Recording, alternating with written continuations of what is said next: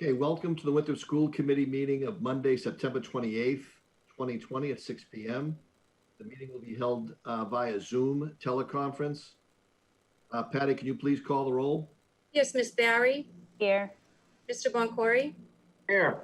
Mr. Capabianco. Here. Mr. Matucci. Here. Ms. Swope. Here. Ms. Powell. Here. Mr. Perrin. Here. Okay, this meeting will be recorded and may be televised live. Mr. Boncory, can you lead us in the Pledge of Allegiance? Yes, I can. I pledge allegiance to the flag of the United States of America and to the republic for which it stands, one nation, under God, indivisible, with liberty and justice for all. Thank you. Welcome. Executive session. The chair anticipates going into executive session for the purpose of conducting strategy sessions in preparation for negotiation with non-union personnel or to conduct collective bargaining sessions or contract negotiation with non-bargaining unit personnel. The committee will conduct a level 3 grievance hearing, a grievance filed under the collective bargaining agreement with the Winthrop Teachers Association. So I'm asking for a motion to go into executive session. Motion. Motion by Mr. Matucci. Can I get a second, please? Second. Second by Ms. Swope.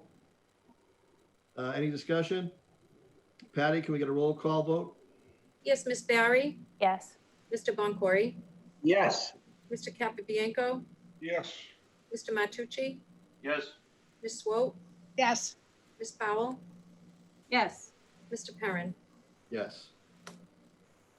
Okay, we'll be returning from our executive session into our regularly scheduled meeting.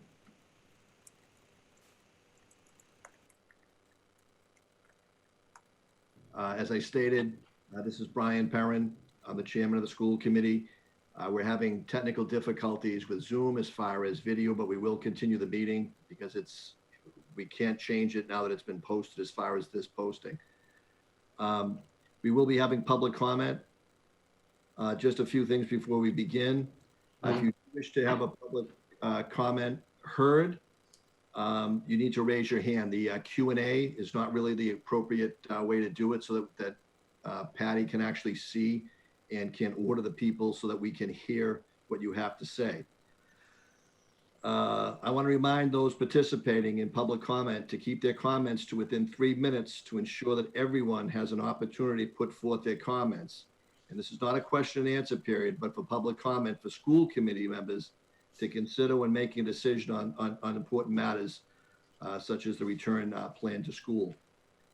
If you have any specific questions that aren't answered when the superintendent does her superintendent's report, then I would invite you to send written questions to your principal or to the superintendent if they are not addressed this evening.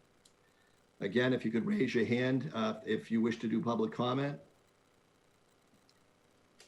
And Patty, do we have anyone for public comment? Oh, and there is, again, there'll be a 3-minute time limit. Mr. Matucci, can you help us with the time, please? Yes, sir.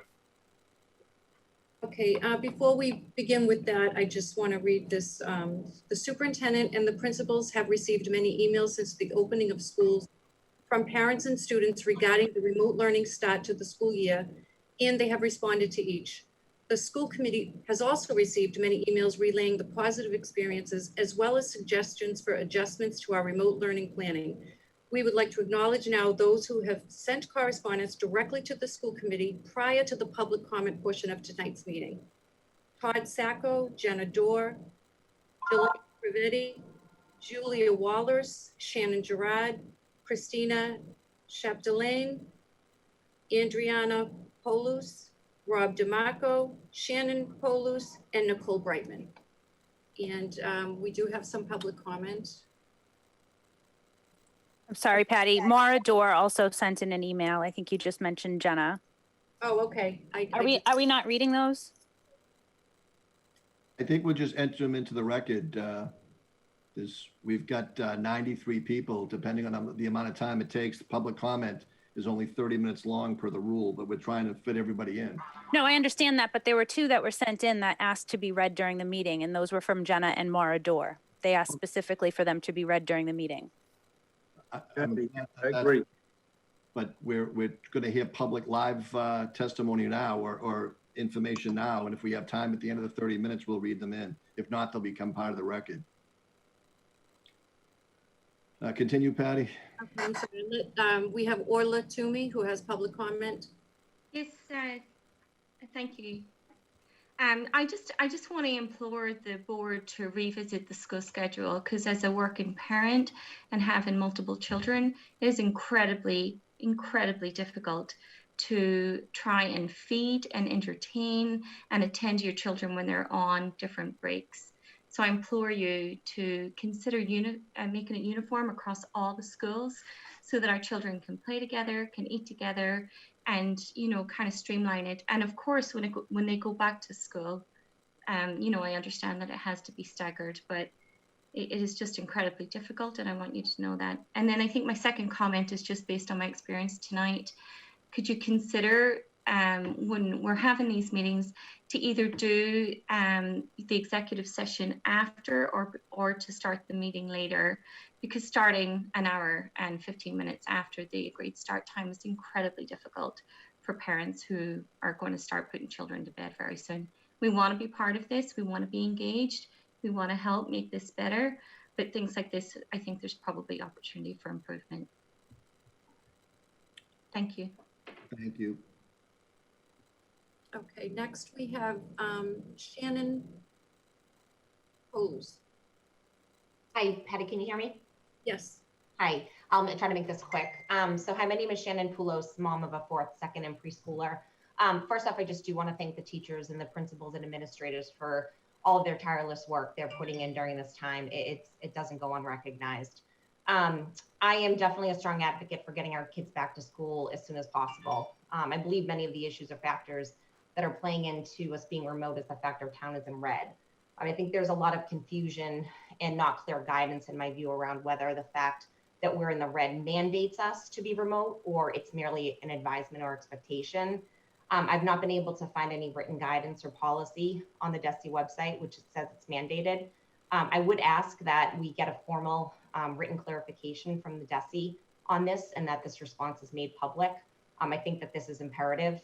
I think my biggest concern and issue with the fact that WPS is not open is inequity. There's plenty of Winthrop kids that are physically going to school, but they're in private for-profit schools outside of Winthrop. And the families that are sending them are the ones that have money. The majority of Winthrop residents don't want to, or more importantly, can't afford to do that. And I just don't feel it's okay that our Winthrop residents who pay taxes can't access our schools. I do not believe economic status should be what dictates access and opportunity to an education. During this time when there is so much discussion and protest around social injustice, let's actually do something about it. There is no more important thing in my view to close gaps around injustice than education. I also hear comments around safety, but there are proven models that school systems have implemented, which include mask wearing, social distance, hand washing, all the things that our town leaders have preached about. We can do that in our schools. Restaurants, casinos, churches are open. Why not? The most important thing for our children, our schools. We have to adapt in this environment. Other industries and professions already have. We need to do it in our schools. In addition to getting the opinion of the DESE as described earlier, I urge the school committee members to please reconsider sooner rather than later and get our kids back to school. Thank you. Thank you. Thank you. Next we have Marissa Ferrara. Marissa, can you hear?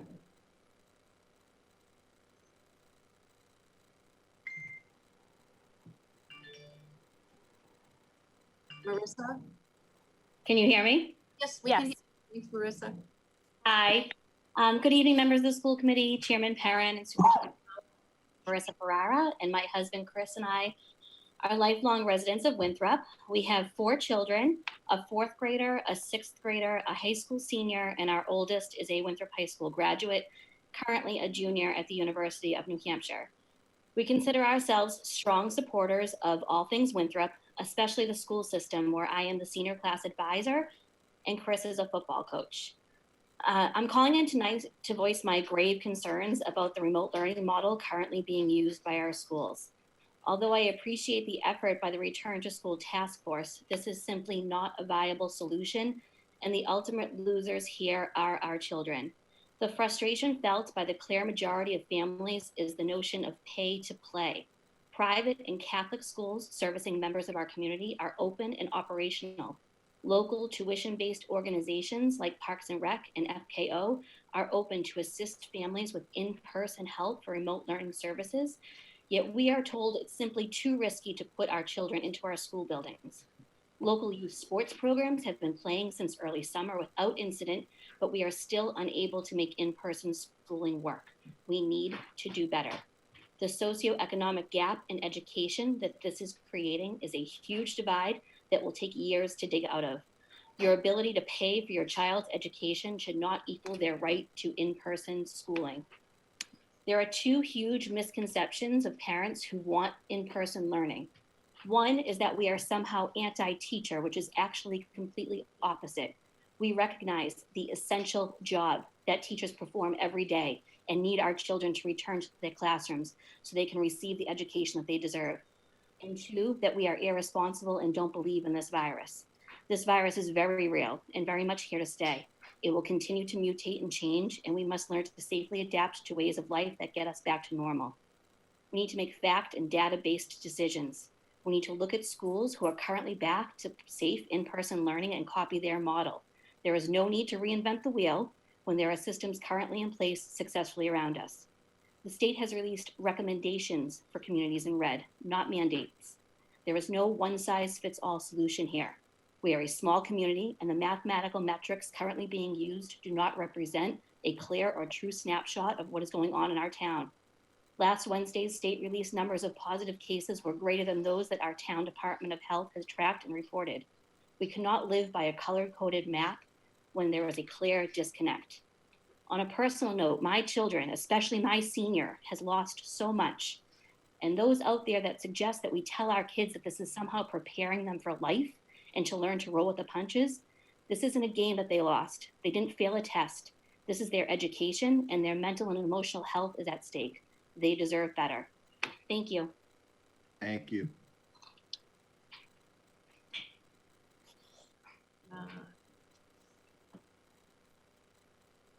We have Jenna Dorr.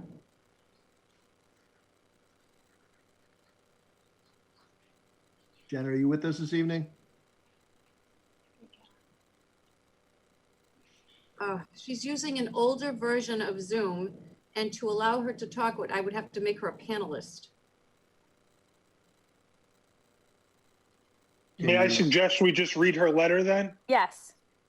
Yes. That works. That's fine too. Okay, let me move over to, we have Jennifer Marks. Wait a Jennifer, second. Sorry, can we read Jenna's letter first since she was next? That's fine. Just printed it, that's the only. Okay, I only I'm have just getting these it right two now. Printed out. Okay. Hello? Hello?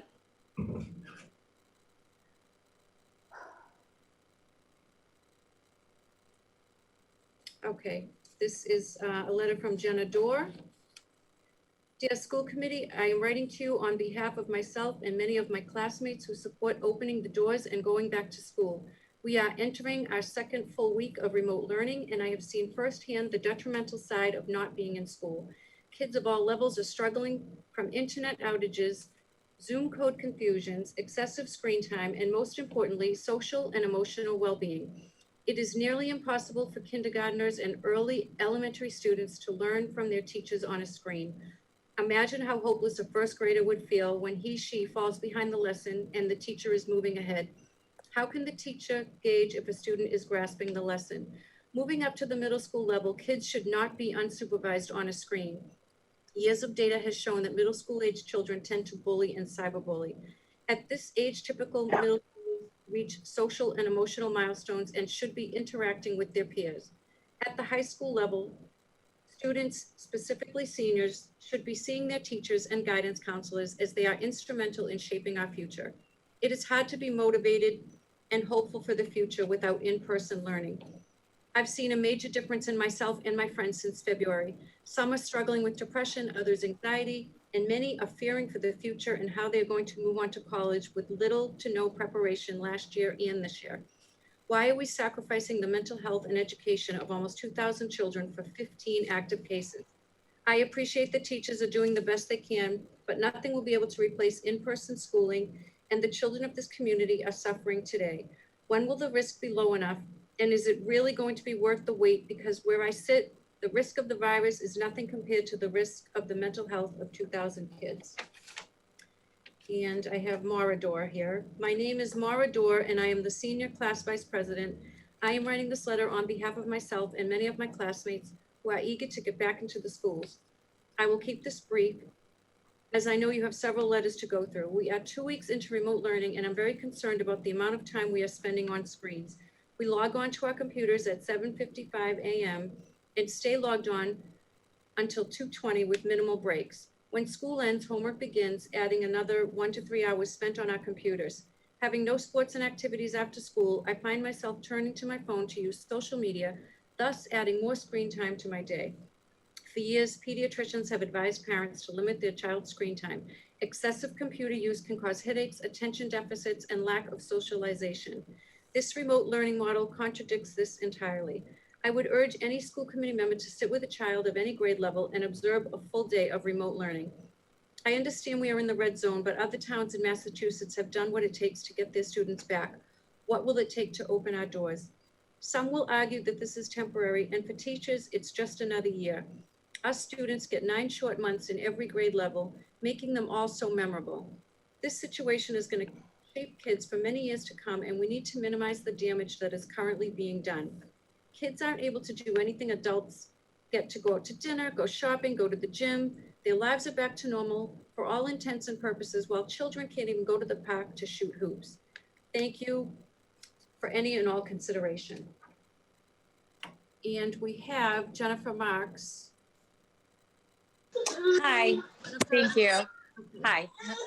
I just wanted to speak as a parent of a special education student, and I feel it's very difficult to watch the student have a hard time engaging.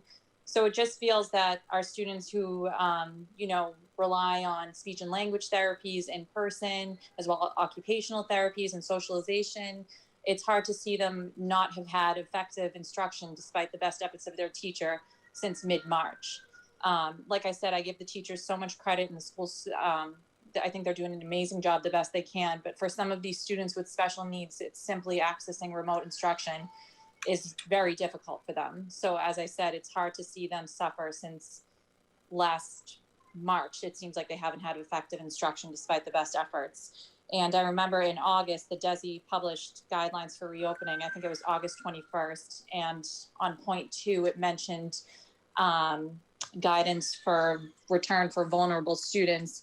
And it said something to the effect that even if a state, a town or city is designated in the red zone, it does not necessarily mean that these high need students should not be able to continue in-person instruction. I was wondering if those guidelines could be considered. Again, I think it was published August 21st, and it was point number 2. And it talked about a town being in the red zone and then serving these students with disabilities as well as other high needs. Thank you for everyone working so hard and doing everything they're doing. I know everybody's working the best they can under these crazy circumstances. Thank you.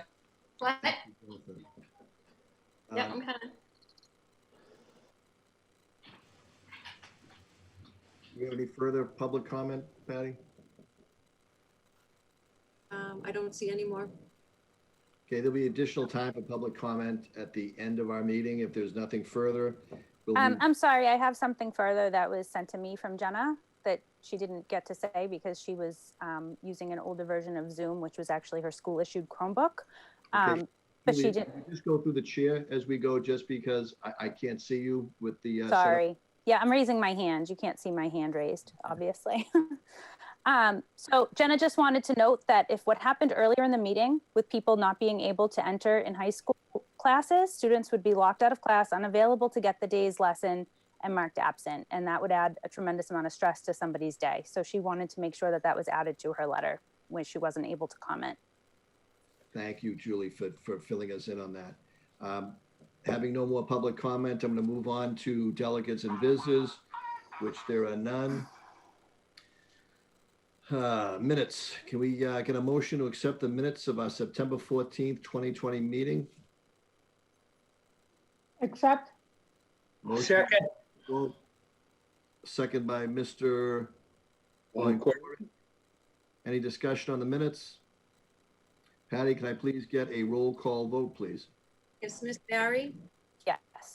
Mr. Boncory, Yes. Mr. Capabianco, Yes. Mr. Matucci, Yes. Ms. Swope, Yes. Powell, Yes. Perrin. Yes. Okay, moving on to financial and business procedures. Tonight we have warrant SVW 21-4 in the amount of $141,795. Can I get a motion for warrant SV 21-4 in that amount? Motion to approve, Jen Powell. Motion by Jen Powell, second Second. Suzanne Swope. by Suzanne Swope. Any discussion on the warrant? Hearing none. Patty, can I have a roll call vote, please? Barry, Yes. Mr. Boncory, Yes. Mr. Capabianco, Yes. Mr. Matucci, Yes. Ms. Swope, Yes. Powell, Yes. Perrin. Yes. I don't believe we have any payroll warrants this evening or budget transfers. Is that correct? That's correct. Okay, moving on. We have no buildings and grounds this evening. Subcommittee reports. I don't believe we have any subcommittee meetings that have occurred since our last meeting. Superintendent's report. Superintendent Howard. Thank you very much. And thank you for the public comment. Jenna, I'm sorry we could not hear you, but I'm glad we were able to print out your letter, so thank you for that. So just to open up a little bit and focus in on a few areas, one of which is remote learning and sort of reflecting on many of the questions and reflections we've had from parents around wanting us to open up school during and implement hybrid learning while we are a district that is considered to be in the red. And I do have Meredith Hurley here as well. And hopefully we're going to be able to, although you can't see our face for whatever the reason is, we are hopeful that we're going to be able to share our screens. And what I wanted to bring people's attention to start is going to be this document, which Patty will tell me if you can see. Is this visible, Patty? No. Oh, of course it's not. Let me try one more thing. So as I open up, I want to talk a little bit about how we started. So as everyone knows, our full intent of the Winthrop Public Schools was to open up school in hybrid.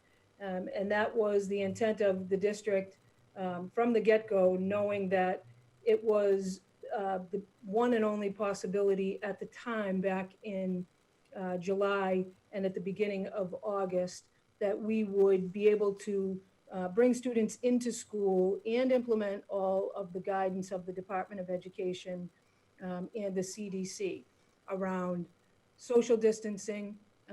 Their recommendation was 3 to 6 feet. We felt strongly that 6 feet was going to be the best for our school district. And also implementation of all of the protocols and procedures that we would have to have in place in order to have our students return, even if it was in a hybrid capacity. That included protocols for passing in the hallways, protocols for when students or staff presented with symptoms, protocols for cleaning, for entering and exiting our buildings, protocols for a COVID medical holding room in the event we had students or staff who did present with symptoms during the school day. We also had to have protocols for again, movement in the hallways, having students be dismissed, what would that look like? Hand washing, as well as all of our teaching and learning adjustments and changes in a hybrid model. Those students who would be at home during a cohort and learning remotely, doing both asynchronous and synchronous learning, and then what would the protocol look like for our students who are in-person learning. We are, as a staff, as an entire Winthrop Public Schools staff, all in agreement that remote teaching and learning is not ideal for any of our children at any age or at any grade level. Our teachers have expressed a strong desire to have all of our students back in the classroom as soon as possible and as soon as it is safe to do so. There is no dispute from any of our staff or our school committee that in-person learning is what is best for our students. That being said, we are obligated to follow the recommendations from the Department of Education and the guidance from the Department of Education, as well as from the CDC at this time. Prior to August 12th, we were ready and hopeful that we were going to open our doors in a hybrid model, which we spent a tremendous amount of time on from March 16th throughout the summer in terms of planning. That would allow all of our students to have some level of in-person learning. It was that very same week of August 12th, that the governor presented the new color-coded metric designed by the Department of Public Health in consultation with the Department of Education's infectious disease physicians and other public health experts. In turn, the Department of Education also provided, alongside of those new metrics that were designed by the Department of Public Health, recommendations for learning models that are reflective of the color-coded designation given to each community. At that time, on or about August 11th or 12th, Winthrop was yellow, in the yellow area, with a 7.6 average daily case number per 100,000. However, the following week and every other week since, up to today, we have consistently been at or above 8 cases per 100,000, continuing to place us in the red zone on the metric. Being a red-coded district has placed us in a full remote learning model that we are not happy with or thrilled to be in. And it has also created concern for parents and anxiety around when will we be able to switch to a hybrid model.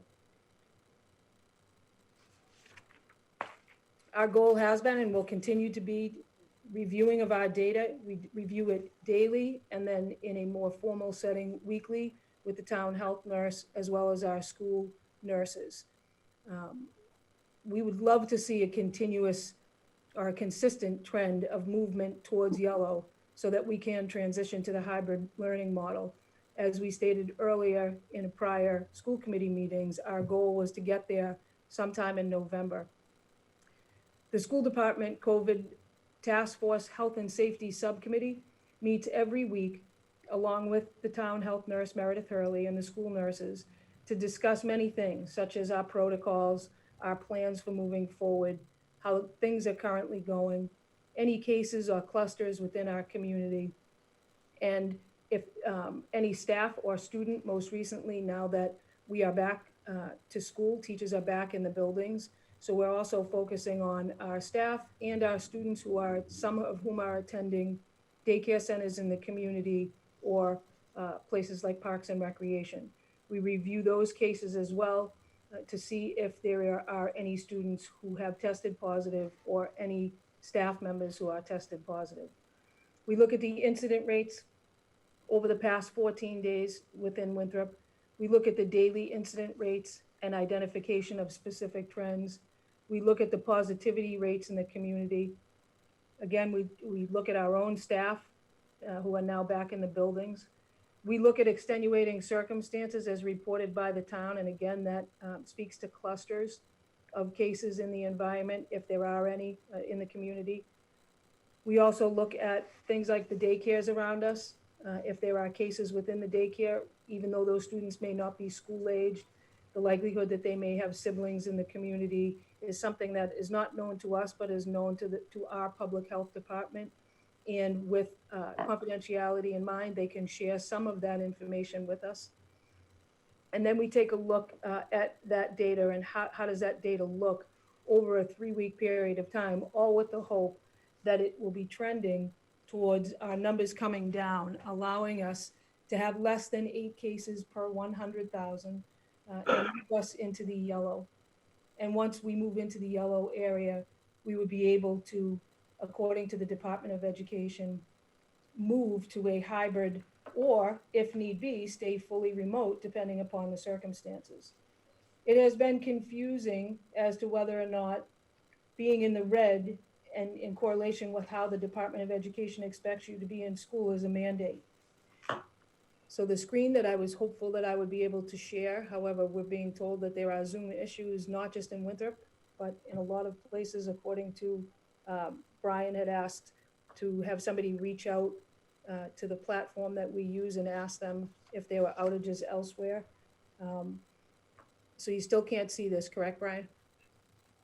Cannot. So what I'm reading from is a document that I will share publicly so that the community can see it. And it is a memorandum that came out on August 11th, the guidance for districts and schools on interpreting the new DPH COVID-19 metric. But I'll read it to you. Unfortunately, you can't see it, but it will have it posted tomorrow. It says, Dear Superintendents, Charter School Leaders, Assistant Superintendents, and approved special educators, education schools and collaborative.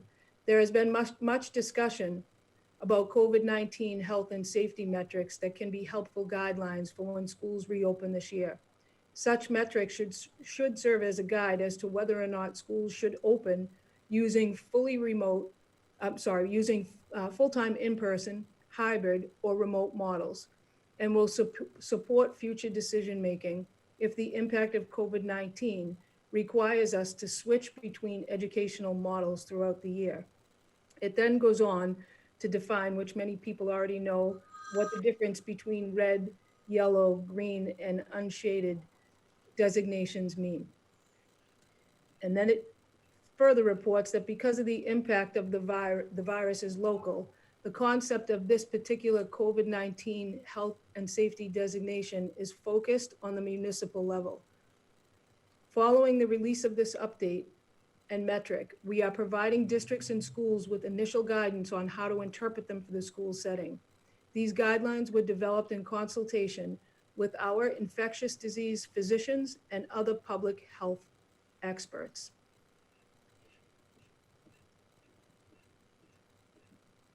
They then give us a color-coded picture, which many people have seen, in which the color metrics, red, yellow, green, and unshaded, are listed. And next to those colors, there is another column that says the Department of Education's expectation for the model of learning. Lisa, I don't mean to cut you off, but I think the cameras may be back up if people would like to try to plug in with their camera. All right. Because I do want to share this, so. That's was my hope, that we could save you from having to read the entire memorandum. It doesn't make much sense when you read it, to be honest. You really do have to see it. I don't think we all could be let in now. My video still says I can't get in. Brian too, but Brian and Laura. Mr. Chairman, it still says we can't enter. The host has the ability to let us to Yeah, so open our video, not us. I can't get on either. Hey, like I said, I just tried it again, and I appear to be on. Random. Yeah, it's random. It's. Sorry, I didn't mean to interrupt you. I thought if it was possible, Yeah. you could Yeah, walk- I'm not going to read the entire thing, but I will post it tomorrow. But the bottom line is the expectation that is written in this memo, and then I will further discuss my conversation with the commissioner on Friday. In this memo from the commissioner, after he identifies the colors, and then he also identifies the expectation for the learning model. Next to red, the expectation is remote with no other options. Next to yellow, the expectation is hybrid or remote, which obviously gives you an option. I sat in on many meetings with the Commissioner of Education, with many other school districts that were in the red. And the message that was clearly sent to us was, if you are a district that is in red for any length of time that you are expected to be remote. And it is the paragraph underneath the grid that he has in this memo says this very clearly. It is our expectation that districts' learning models will follow this color-coded metrics unless there are extenuating circumstances identified after consultation with local boards of health. This includes reviewing additional metrics, such as whether cases are increasing or decreasing, the local test positivity rate, and other contextual factors. So I've had many questions from parents as to why we're not going back to school in the red, even though we're in the red that we should be, and that we have the ability to do so. And people have asked whether or not this is a law or a mandate from the Department of Education. As a superintendent of schools and being in many of these telephone conversations and Zoom meetings with the commissioner, we have all felt strongly that this was the expectation of the Department of Education, and until you moved out of the red or were hedging towards moving out of the red, you needed to stay in the fully remote model.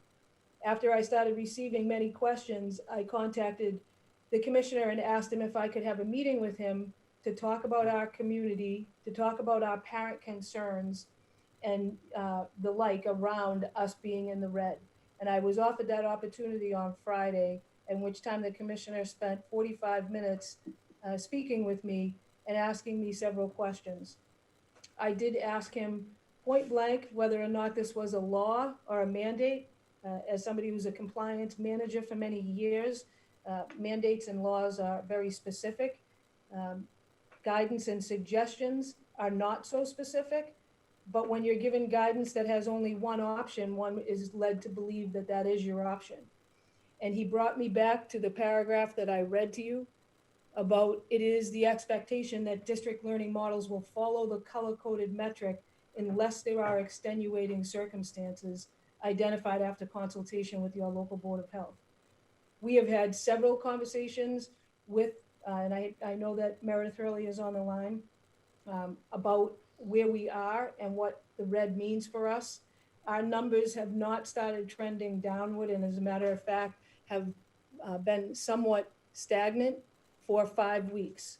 There are 15 school districts as of today that are red school districts. Any school district that started off red and continues to be red are in full remote learning. There are 7 school districts that have been in in the red for upwards of 5 weeks. Those school districts are surrounding school districts to us. That would be Everett, Revere, Chelsea, Framingham. I'm just gonna grab my notes. Chelsea, Revere, Everett, Winthrop, Lynn, Framingham, and Lawrence. All 7 of those school districts have been in the red since August 19th and through September 16th and upwards, as well as September 23rd, that data that has just come out.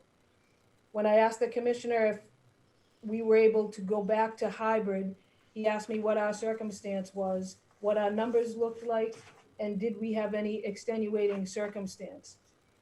I asked him to give me a definition of an extenuating circumstance because I had concern as to really what does that mean. He gave me the example of such.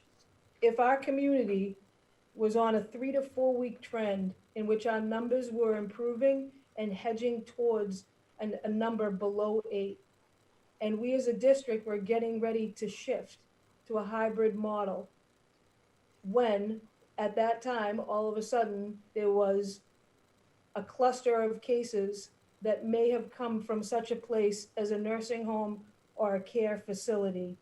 And that cluster would cause our numbers to drive up beyond 8, forcing us to now stay in the red. We could consider that cluster of event as an extenuating circumstance, and that we would not be questioned by the Department of Education if we were still a red district and moved into the hybrid model. He did also inform me that if in fact we do move into a hybrid model and we are still red, that the Department of Education will ask us to explain our extenuating circumstance, giving us the ability to move out of the, back into the schools when we are still in the red. He was well aware of our history of our numbers staying at or above 8 over the past 5 weeks. And so for those folks who were asking questions, is it mandatory or is it a law that we stay completely remote if we are red? The answer to that question is no. But it is the expectation of the Department of Education that we follow the model that they put out. And that model, unless there is an extenuating circumstance. Meredith, I don't know if you are able to jump in and have some conversation. There is lots of concern and questions around our numbers, the number of our, the size of our community and how the number of cases that we have are holding us in red. And I don't know that anybody would dispute that as being a realistic concern. Sure. So, so the number that we speak of when we talk of red versus yellow versus green is the incidence rate. And there's definitely some confusion or some questions around how it's the number of cases per 100,000 over a 14-day period. So the 100,000 is a way to standardize across all different size communities. So our number, obviously, I've done the calculations. It takes somewhere between like 0.45 case. One case equals 0.45, either addition or subtraction of our incidence rate. So, so that's the number. And what incidence rate measures is the risk to a community. So, for example, if you were to put it in some sort of sentence, you would say, Lisa Howard has an 8% chance of contracting COVID during this time period while living in the town of Winthrop. So that's what the translation is from epidemiology to actual science. So, you know, what we've also been tracking is, and I've spoken about this a bit in the last week, is that we are very well aware that there are some discrepancies with the data. From my understanding, DPH is aware. I continue to track very closely the cases that we have and teasing out those discrepancies. I guess that's the good thing about having a smaller town is that, you know, instead of, you know, those discrepancies don't get lost very easily as we're going through the case investigations. And that's how we calculate a daily incidence rate so that we can see the trends in real time. So Meredith, I would, you know, just want to follow up with, at this point, there's no doubt that all of our students need to be back to in-person learning within our schools as soon as possible. I would love to defy the metrics and say, regardless of the metrics, we are going back. I have not been able to identify, even after speaking with the commissioner, an extenuating circumstance to sort of talk away the place that we're in with our numbers and the fact that we still sit in, you know, the 8s and hopefully we're starting to see some trend going down. Would I be accurate to say things are starting to look a little bit better? Yeah, that's definitely accurate.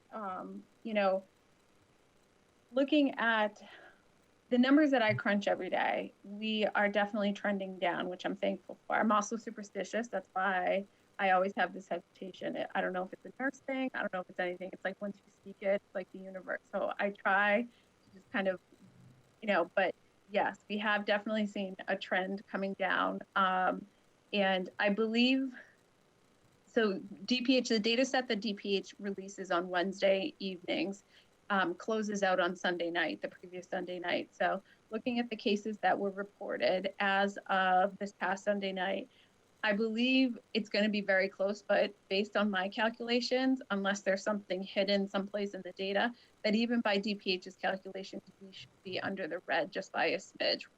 It could be just over just a smidge, but we're going to be, what I believe is we're going to be right under that 8 mark by DPH's calculations.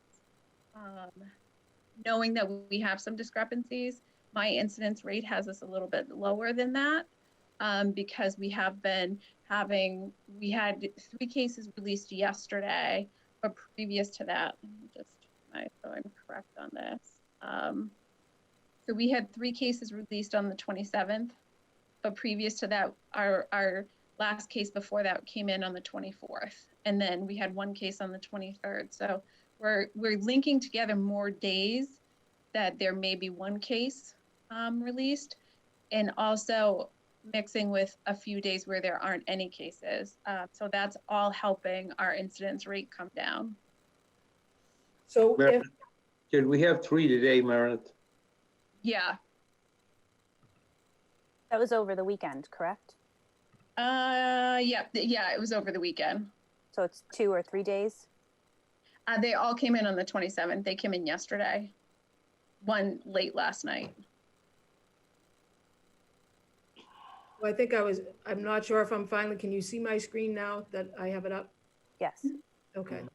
So these are the metrics that I was trying to speak about. And so, you know, hearing, and obviously I know this because we meet and talk daily, and our group meets weekly with the numbers hopefully beginning to trend down. I want to also let the community know, as well as the school committee, that as those numbers come down in my conversations with the commissioner and in the documents that he has sent out to us, which I will certainly post this one tomorrow so that people can see it. Once those numbers begin to come to trend downward, the recommendation is that you watch those numbers for a period of 3 weeks or 3 reporting cycles, which can be 3 to 4 weeks, to ensure that they're going to stay on a downward trend so that you don't open up only to have to close again. I don't know if you can make more sense of that, you know, from a medical standpoint, but what would be the reasoning that you would have to watch it for that period of time? Or why would the department be recommending that you don't just flip either way? Even if we were back in school in hybrid, if the numbers went red, the recommendation is to watch those numbers for a period of time and not to just switch from hybrid right into remote if you turn red on a Wednesday and vice versa. So in our case, we've been in the red for 5 or 6 weeks, and watching that data for a few weeks would do what for us? So the way that I've been using it in my head, and this is actually the way that infectious disease doc from Johns Hopkins described it, is that as you're doing this reopening, it's like you're driving a bus. And while you're driving through, you see everything about 2 weeks in your rear view mirror. So the decisions that we make today will be impactful for 2 weeks. So like the decisions, the cases that are being reported today are really attributed to whatever activities that happened like 10 to up to 14 days ago. We kind of saw this in July, that we saw, you know, post 2 cluster outbreaks in July, we saw that activity spread until, you know, the 3rd or 4th week in July, until we were able to tamp it down a little bit. So that's why that 3-week metrics. We know that the infectious period of COVID-19 is somewhere between 2 to 10 days. We ask people, we require a 14-day quarantine. So that's why we want to make sure that there's no activity going on that could potentially cause a cluster 2 weeks later. And then reevaluate that to make sure that those numbers are actually secure.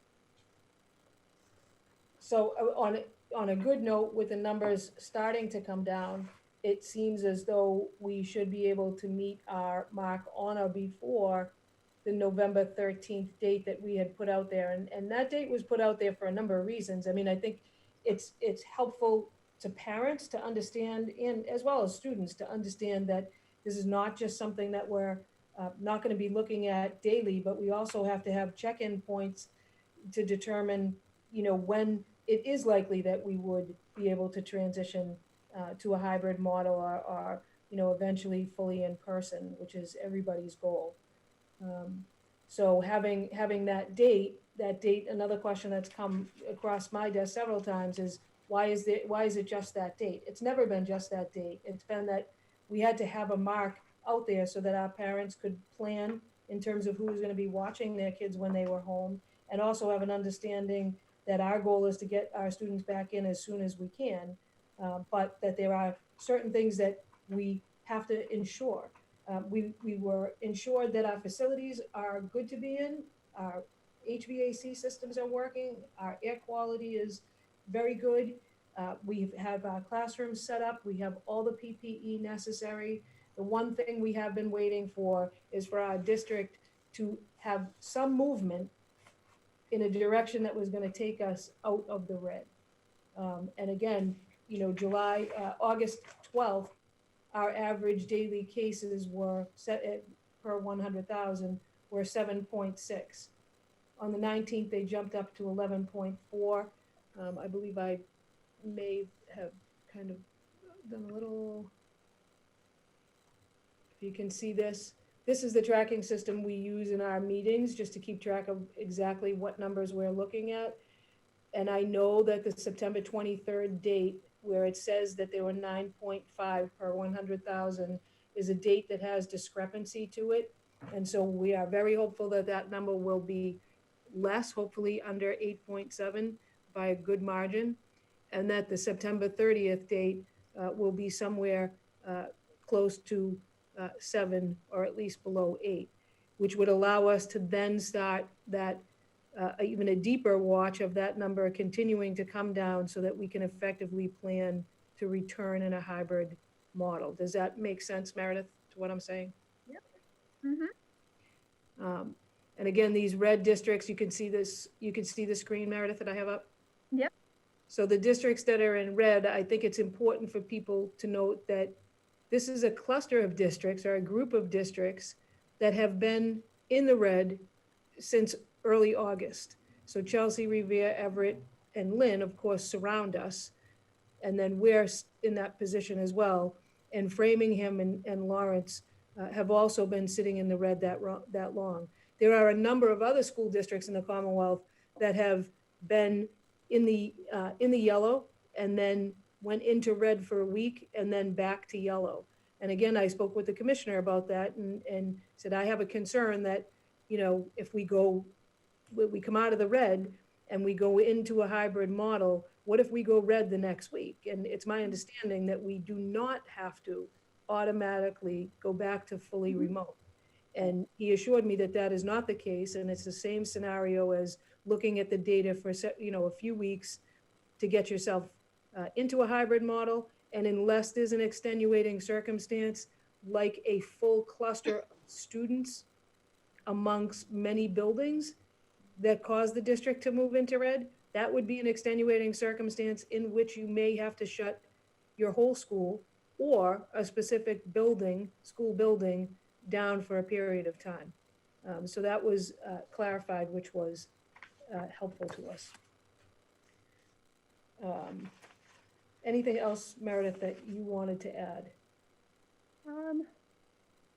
Not right now. No, I know that there are some questions about how the percent positive impacts some of these decisions and why we're really so heavily weighted on the incidence rate. So the percent positive, especially as you see it right here, as Superintendent Howard is showing, how our percent positive rate as of last week was 1.2. We came up just slightly, 1.37 in the last report as of last Wednesday. But I think that what I'm very happy, that shows me that the community is going out and doing what we've asked them to do, which is get tested. So, and that to me just shows that we have a greater sense of accuracy of the incidence rate. It's hard to kind of apply that in making a lot of decisions about the safety of the community, only because that metric, that data is only as good as the pool of people who have gone and gotten tested. So that isn't representative of the whole community. the way that that's applied. It's still a very useful data point, and one that honestly I love to see, because we've been reporting somewhere between 100 to 200 people being tested every day at our Winthrop site, where it's been extended through October 31st.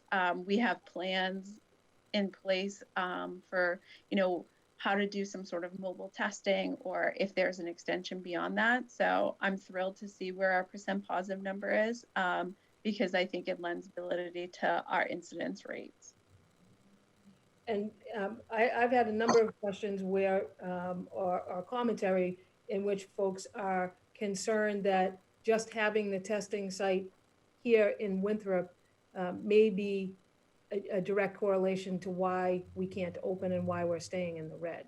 I don't know if you have any comment on that. I think you spoke about it with the % positive, but I don't know that everybody understands that.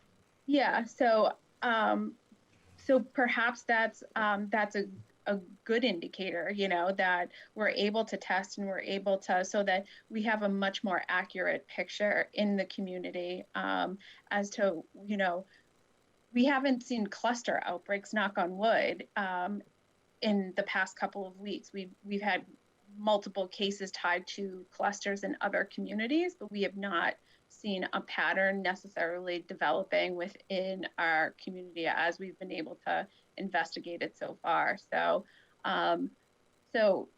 yes, the more you test, the more positives that you'll find, but that's what we want to happen, because then that breaks the chain of transmission. So, I don't think that the increased testing is necessarily driving what's keeping us in the red. I think that that it's allowing us to track down and trace those positive cases, which is a clear indicator that we should be in the red. Right. We're trending down right now, and I'm thankful for that. And I think that, we also have to maintain some positivity around that, we've definitely asked a lot of this community, and it goes without saying that this has been an all hands on deck kind of response. And it's an unfortunate thing because it takes a while. As we said, it's 14 days after we kind of start making these changes and making, really pushing through the masking and asking people to do their due diligence, that we see a change. And 14 days before you can see a shift in the data. But I'm hopeful that this shift is going to be a sustained shift, and that we'll see these numbers continue to drop and to modify, and that we'll get the discrepancies kind of worked out. But in the meantime, we're doing our due diligence and tracking it very closely. And also documenting those discrepancies back to DPH in a very detailed manner. So, they may come back and argue back, but in the meantime, it's not a lost cause. So I spend probably at least an hour a day just crunching numbers and reevaluating and running reports, sometimes longer, sometimes shorter. But that's, so I do think that the community as a whole really needs to be commended at this point, and we are moving in the right direction. And I want to just thank Meredith, because although people are under the impression, or some folks are, who have communicated with me, that the only thing we're looking at is, the word red, and that is absolutely not the case. If you think about a number of things that both Meredith and I talk about daily, but also the COVID Health and Safety Committee talks about daily, are not just the average cases per 100,000. We look at the % positive, we look at the total number of cases within the 14-day period, we look at the number of students. Are there children that are being diagnosed? Are there parents? I think it's important to note that we're a community that is densely populated. So although it may not always be a child who has the diagnosis, they oftentimes are living in a household with other people who do. So the Department of Education is actually now having us track students and staff, not by name, but by case, and report that back to the Department of Education. So we're doing our due diligence to find the extenuating circumstance that could exist, if it did exist, to allow us to move faster to a hybrid learning model than we may be able to. But it is, excellent to hear and to be able to report to the community, and that our numbers are trending to the better. and that number is going down, and that we are hopeful that once it starts to trend down, it will continue to head in that direction for a period of time, allowing us to feel confident that we're not going to be, in any type of a yo-yo situation where we have to bring kids back and forth if those numbers start to trend up quickly. And I think using the metrics that the state has given us with the recommendations of watching the data over a period of time, and not forever, but over a period of time, that gives you a comfortability factor that you're going to be able to stay in the position that you move into, will be helpful to getting our kids back into the classroom as soon as possible.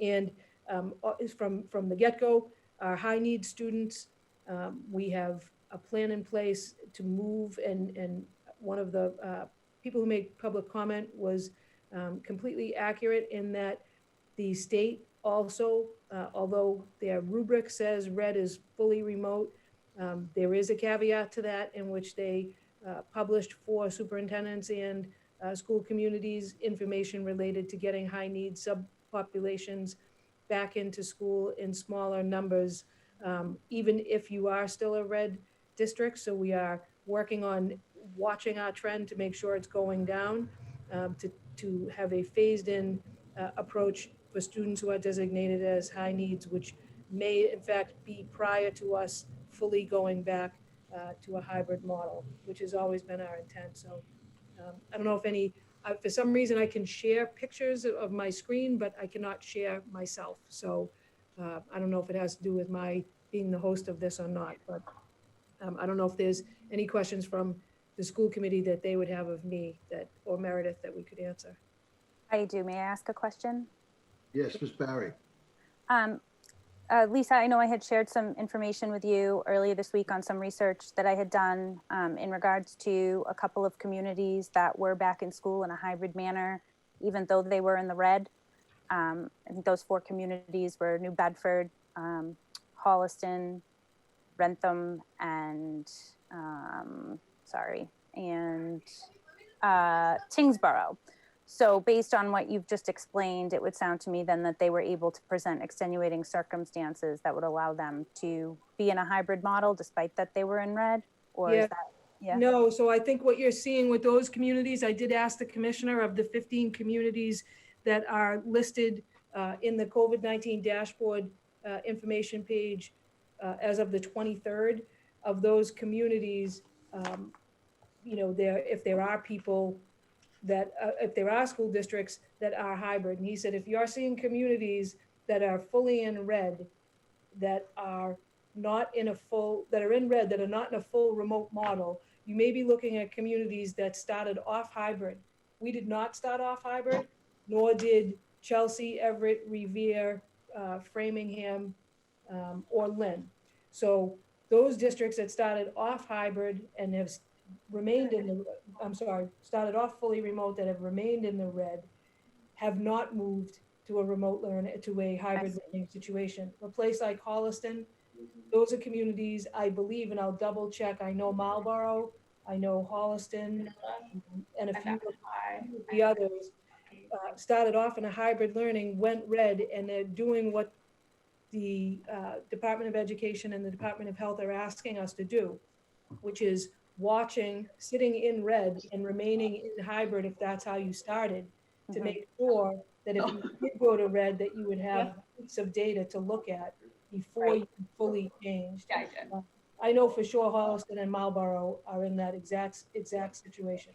Okay, and then further to the extenuating circumstances, there seems to be several different small things that could potentially add up to an extenuating circumstance. One, given that our percent positive rate is so low compared to the other red communities. And I'm trying to find, I think you stopped sharing your screen, so I can't see that anymore. And then coupled with the fact that there's some discrepancies and we're so close to that border of the yellow zone, given discrepancies that could potentially put us there, coupled with the low percentage rate, coupled with the fact that there's not been an outbreak, among school-age children, maybe there isn't one extenuating circumstance, but maybe there's an argument to be had to put together all these little things into one gigantic extenuating circumstance that could potentially get us there, because, we are a small community. We should be able to be nimble. And we're just so close. It's just really tough to sacrifice all the kids being in school, for one or two cases. It's just, So I did ask about a few of the points you touched on. So being a community of our size and not having a lot of data that's reflective of school-age children being diagnosed with COVID. And the commissioner was pretty clear. He said, your community has been red for 5 weeks straight with little to no movement, a little bit of bouncing when we went from 7 to 9 to 11 and then back down to 9, but no real data trending. He was pretty clear that irregardless of who it is, it's who lives within the community that's being diagnosed, and living in a dense community such as ours, really difficult to separate children from other humans in terms of, the possibility of folks contracting COVID. I have another meeting with him this Friday, a follow-up meeting. I won't be surprised if he calls me tomorrow morning to ask me how tonight went based on the length of our conversation. We did not talk about a culmination of events being an extenuating circumstance. He was pretty specific when I asked him, give me an example of an extenuating circumstance that would allow me to justify bringing our kids back. And that was the example that he gave. If we were trending in the right direction and ready to go, and then all of a sudden we had a cluster of an outbreak in a specific population, perhaps in a nursing home or facility. Sure. That would justify us still coming back, even though that would push us in the red for probably 2 more, periods. Yeah, I just feel like we're so close, and because there's a couple of discrepancies that, and maybe Meredith could speak to this a little bit better, but because there's discrepancies in the numbers, for example, college kids that go to school out of state that are counted in our numbers, and there's a reconciliation process that has to take place with the DPH, and there's a lag in having that done. It could be impacting the fact that we're, hovering, like I said, right around that, 8 or 9, and these discrepancies could put us under. We can't possibly reconcile fast enough. And I feel like, with the testing site in place until October 31st, it could continue like this. And we're literally right on the brink. Yeah, I think he would still recommend, and I'll let Meredith answer that, your question, the medically related question, but I do think he would still say, irregardless, you have to look. Once you become potentially able to go back, you have to watch that data for a 3-week period of time. They're saying 3 weeks or 3 report periods, which could in fact be before school weeks. But Meredith, I'll defer to you on the medical question. Yeah, and I agree with what Julie's saying about about how close we are, which is why we track it so closely every day. I also agree that there needs to be a link of 2 to 3. I'm most comfortable with 3 weeks of the data trending down. By my calculations, we started trending down about 6 days ago. And I'm happy, that's an argument that I'm fully prepared to make back to DPH if needed. I have another call with Secretary Sutters, who's the Secretary of Health and Human Services, on Thursday morning, followed by a weekly call that I have with the Assistant Commissioner of DPH. That's something that they say for their most high-risk communities, is having these weekly check-ins with folks. But it gives me a very direct conduit towards those that are making these decisions and to talk through them, which is a benefit. It's not something that I want to sustain, because once you kind of move out of the red, they kick you out of this club, and I'm going to be thrilled to be kicked out of this club, that I don't have their cell phone numbers anymore, nor do they have mine. But, I'm looking forward to those days as well. So, that's why, and I'm not a well-trained epidemiologist. I'm a moderately trained epidemiologist at this point. So I would love to have that cohesion with DPH's numbers, but knowing that a few cases do impact this community so dramatically, you know, it could be by the time midnight comes, you know, if they release 5 cases, it totally changes this. And, you know, that's why kind of watching it for the 2 to 3 weeks is important, and making sure that we have that traction, that we are kind of at that level of a moderate risk and being able to be open. You know, right now, the age demographic for those that have been diagnosed in the last month are between 20 and 40 years old. So that, you know, that represents a parental age group that, you know, and we know household spread is the most high risk of any indicator. So that's where the caution is also coming in also. Okay, thank you. Does anyone else have any further questions for Superintendent Howard or Meredith Hurley? I just want to thank them both for what a great job they're doing. You know, Meredith, I've talked to her almost every day, but she's on that line with the state constantly, and she's getting the updates and she's tracking everybody. I can't say enough good about her, and Lisa working with her to make sure we're safe. Thank you. You have a very good team in place. Ms. Swope? You have to unmute.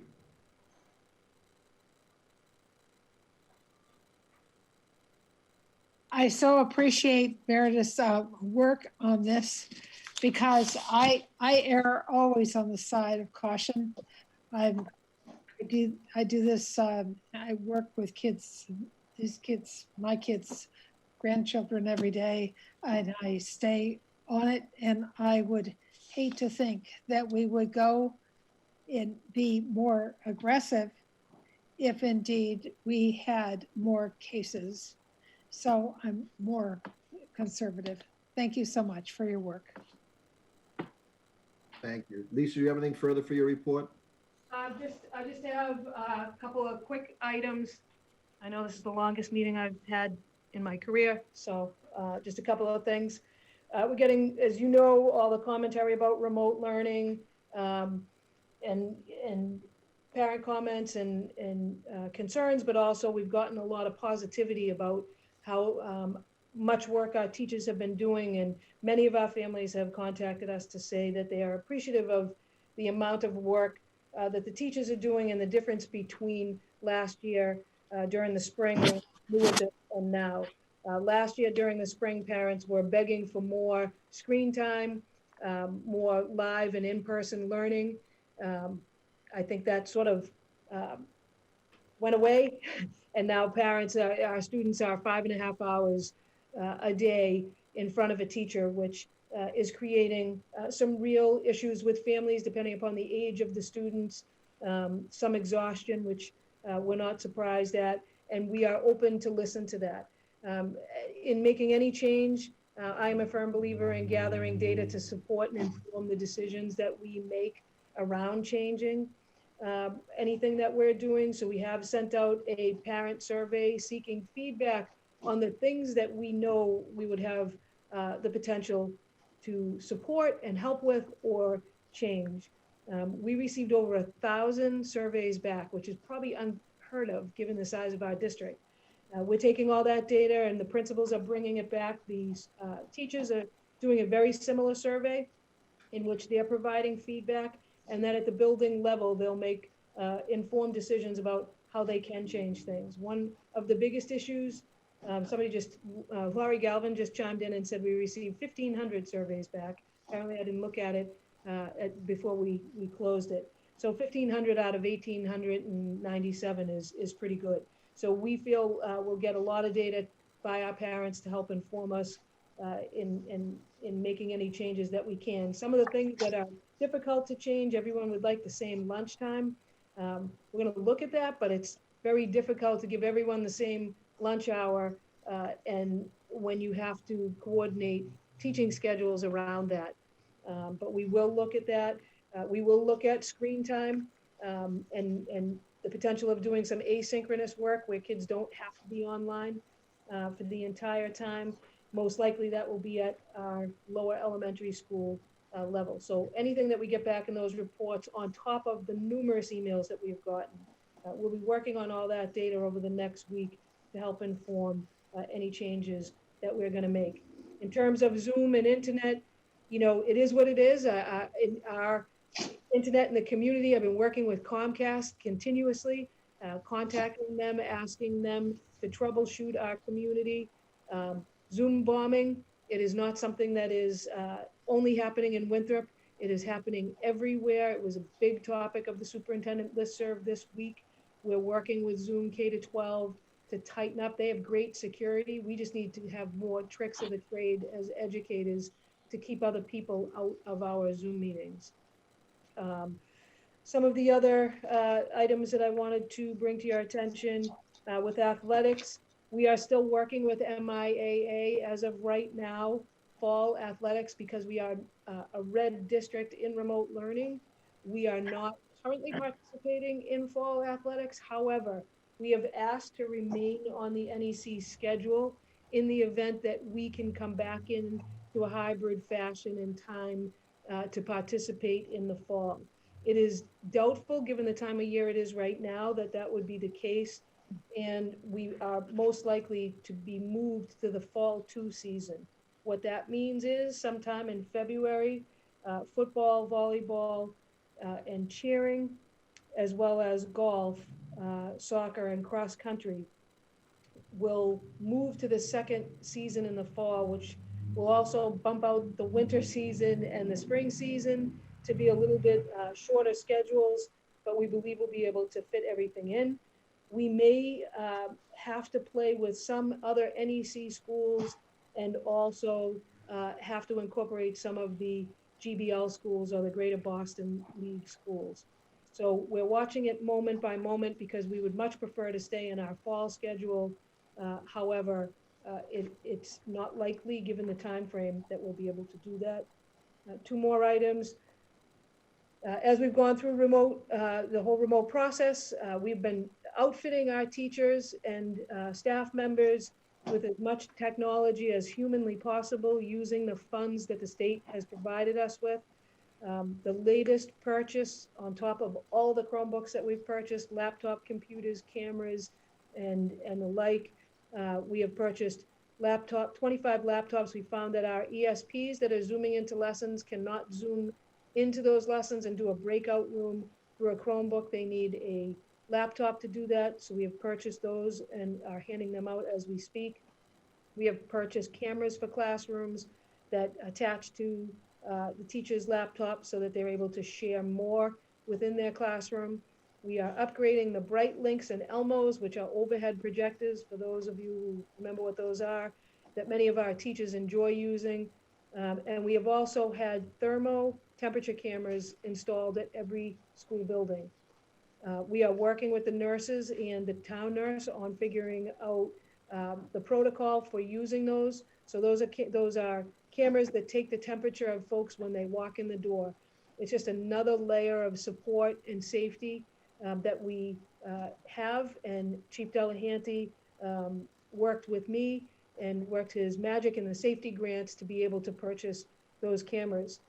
Those cameras can also be used at various locations across the town, and they are infrared light systems. So if we no longer need them at the schools, in our sharing mode, Terry and I will swap those off for something else.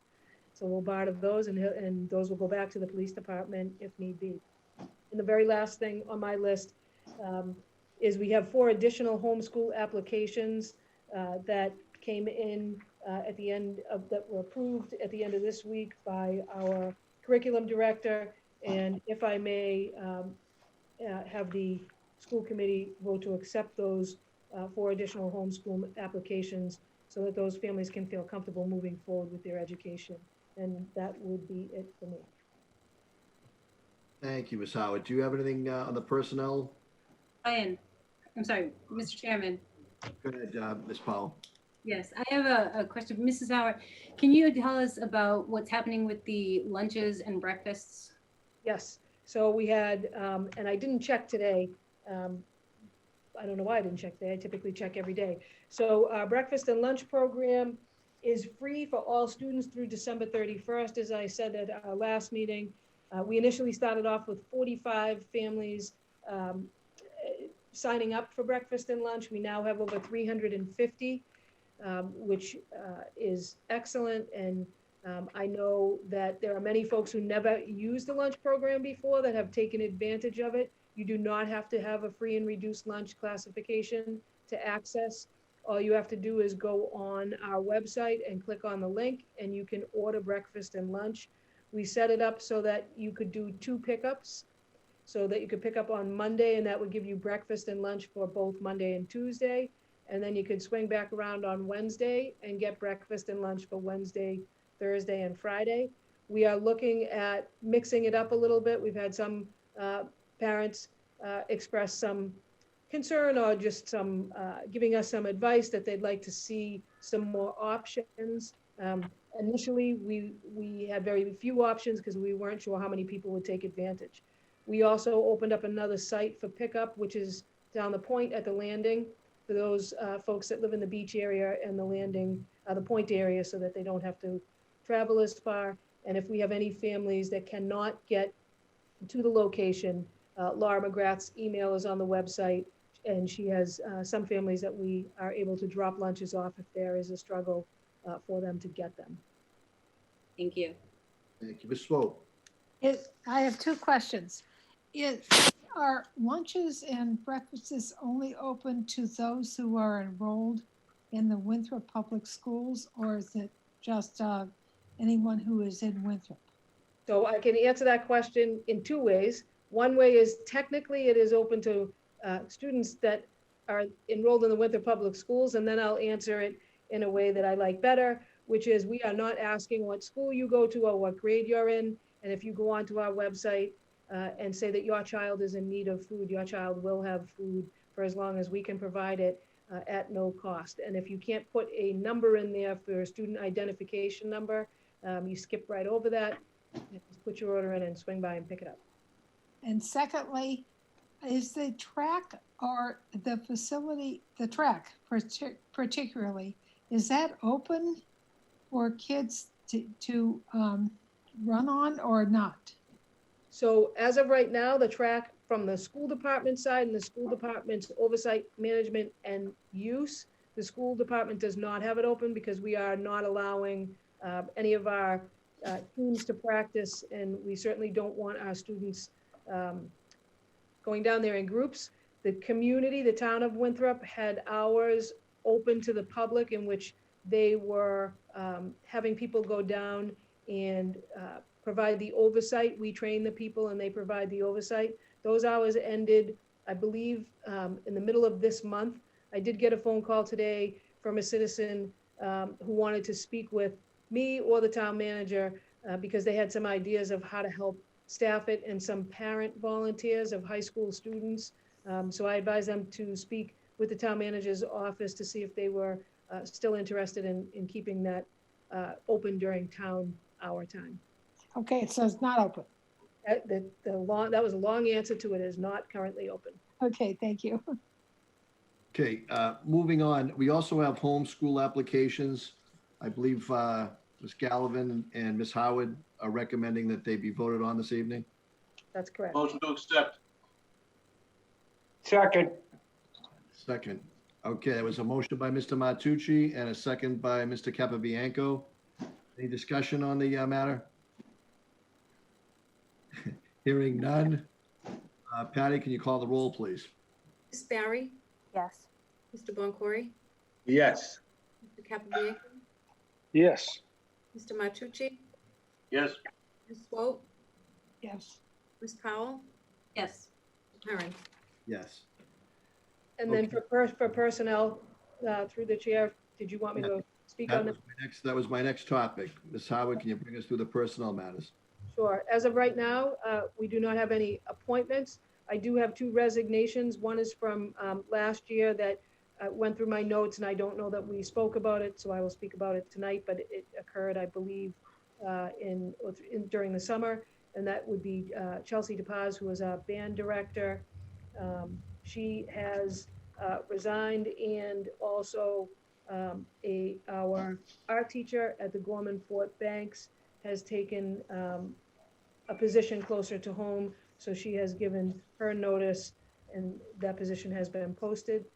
In terms of retirements, we have none, and in terms of vacancies, we posted the art teacher, and then we have posted a long-term substitute for a special education teacher, a grade 7 science teacher, and an anticipated opening for long-term subs across the district. In the event that we need them, we continue to collect those resumes, and that will be it.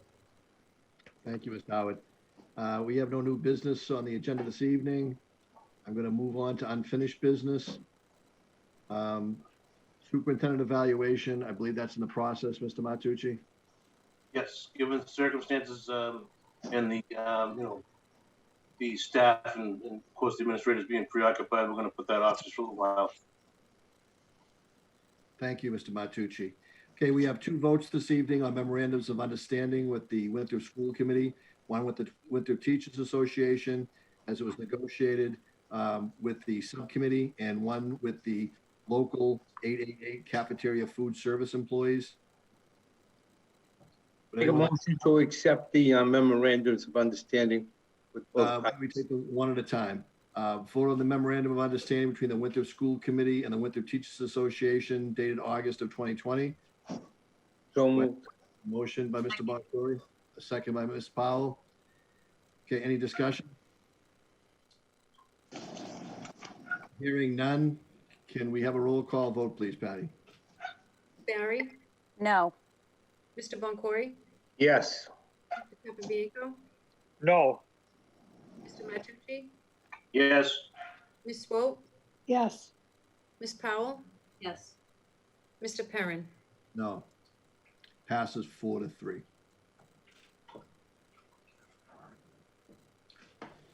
Okay.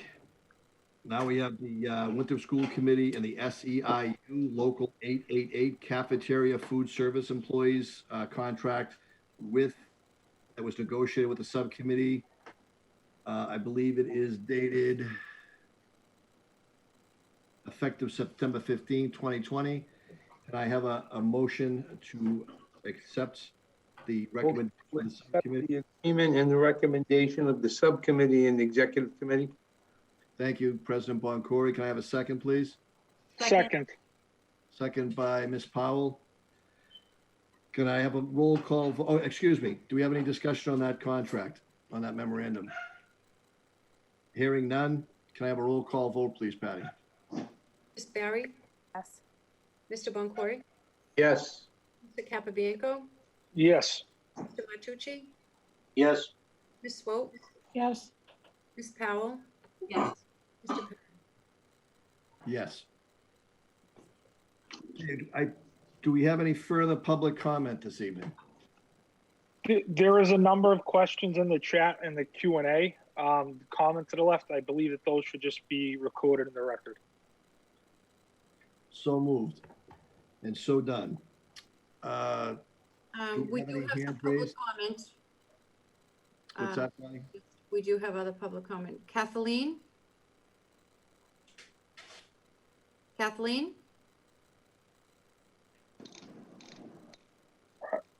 Hi, can you hear me? Yes. Yes, hi, Kathleen. Hi, everyone. I just wrote it down so I can be very brief. Hello, my name is Kathleen Capuccio. I am the mother of 2 students in our middle school and 1 student in our high school.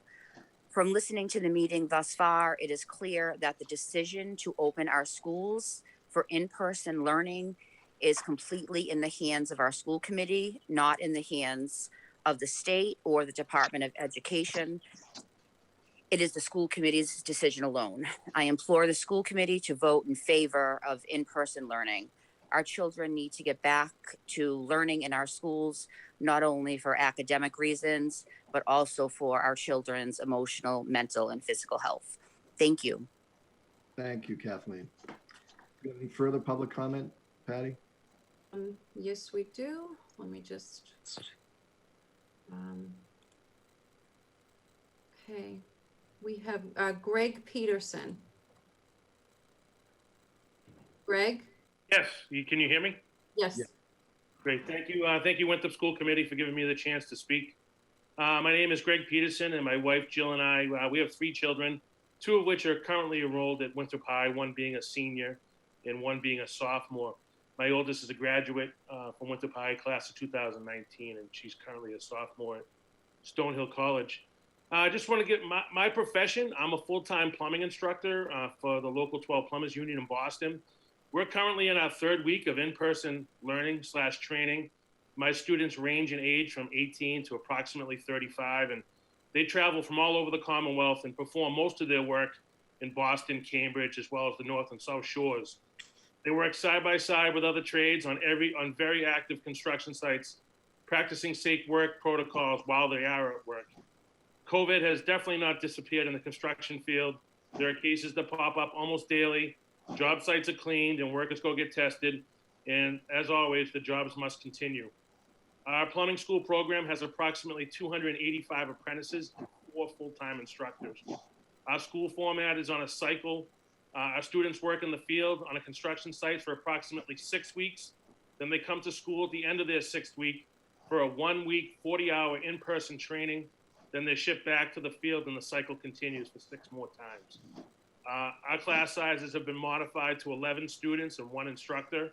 Our school day starts at 6:30 and ends at 2:50. Students stay in the same classroom throughout the day, and the instructors move from class to class to keep the crowding and in-hall traffic to a minimum. Masks are mandatory by students and staff 100% of the time. We sanitize the school on a daily basis and multiple times during the day as well. We at the school have daily health check-ins for every student before they are allowed into the building. And unlike the building that I work in, which is 25 years old, Winthrop schools are all new, and they have the most modern HVAC systems that allow for the air in the classrooms and the hallways to be changed over many times over in a day. Some school districts are balking due to the age of their buildings and lack of air changeover. I understand the fear by the teachers, parents, and the students, and I know these are tough times, but for the foreseeable future, this is the new norm. We have to adapt to these changes that are brought before us. I mean, obviously, we have to remain cautious, but committed to getting our children back to school for in-person instruction. I thank you for your time. Thank you, Mr. Peterson. Any further? Yes, we do have further comment. Let me just,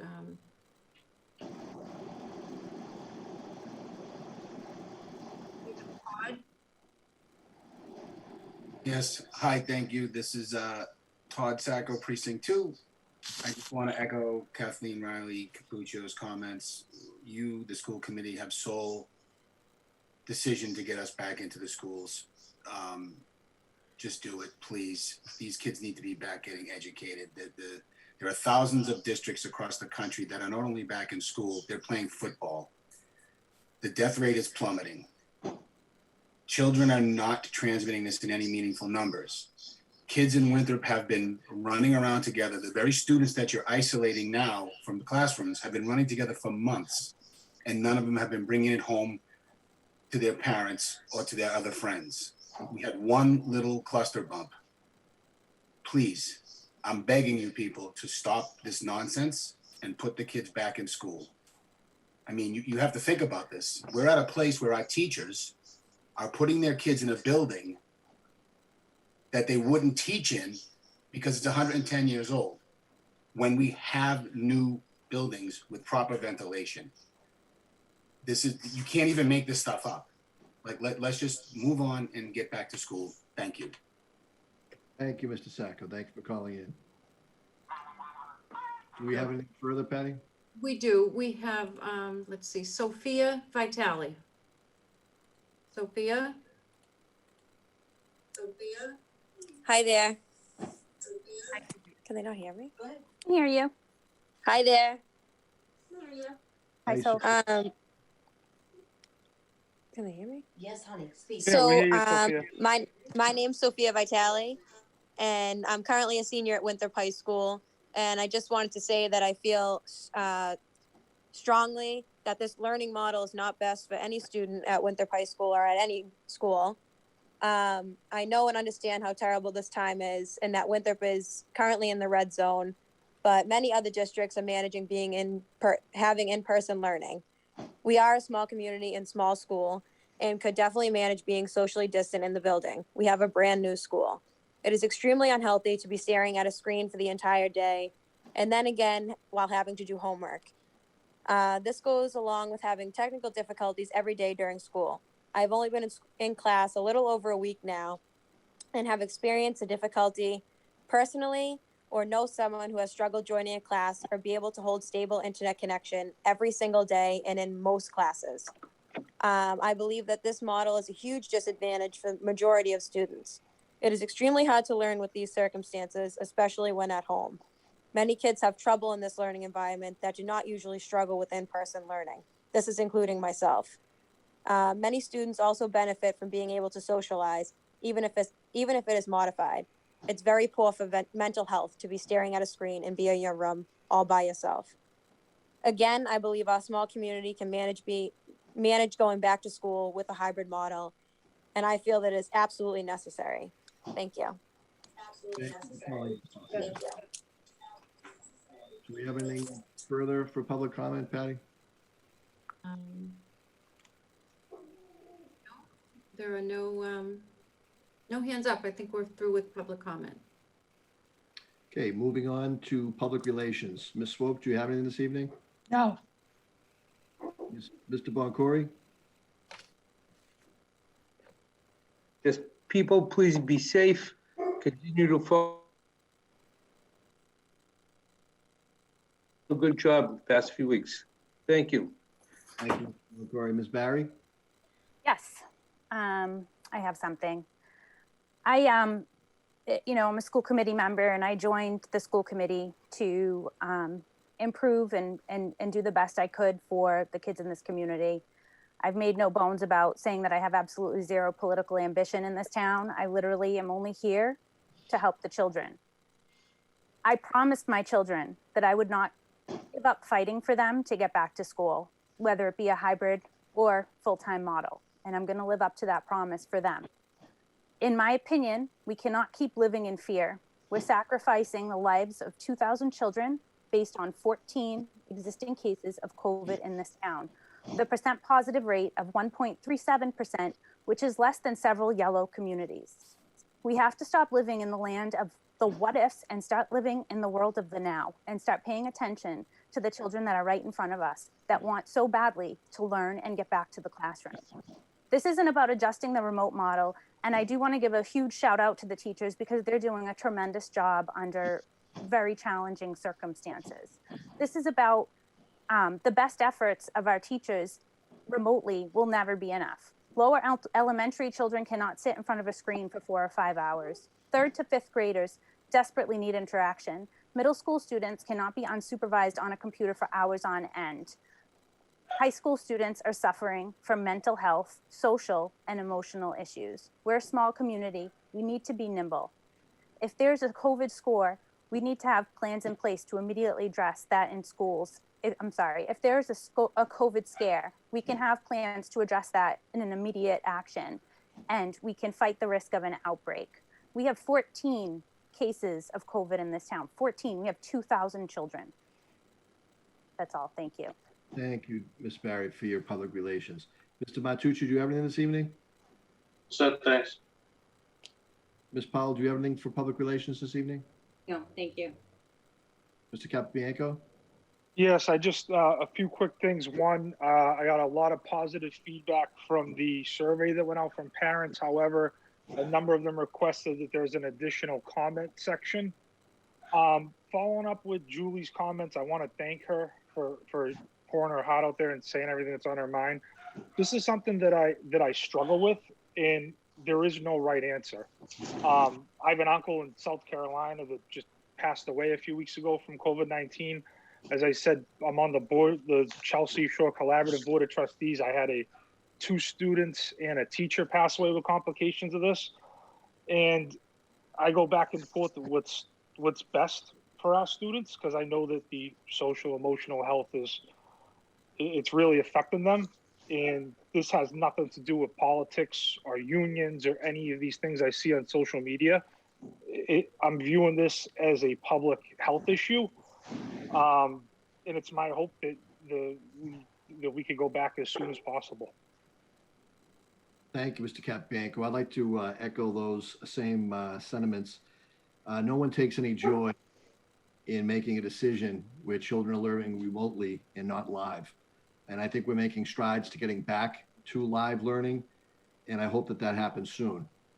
So we all took the same oath, and we all are trying the same, Ms. Barry, to bring us back to live learning. So I just want to say thank you, Lisa, for all the hard work you've done, Meredith Hurley, and the entire team that works on this on a daily basis. I just want to say thank you, and I appreciate the comments this evening. They're very informative. The emails were also very informative, and they'll be added to the record. Now I think we're up for adjournment. Can I get a motion to adjourn? Motion. Second. Corey, second by Mr. Matucci. Patty, roll call vote, please. Yes, Miss Barry, Yes. Mr. Boncory, Yes. Capabianco, Yes. Mr. Matucci, Yes. Ms. Swope, Yes. Ms. Powell, Yes. Mr. Perrin. Yes. Good night. Thank you, everyone. Good night.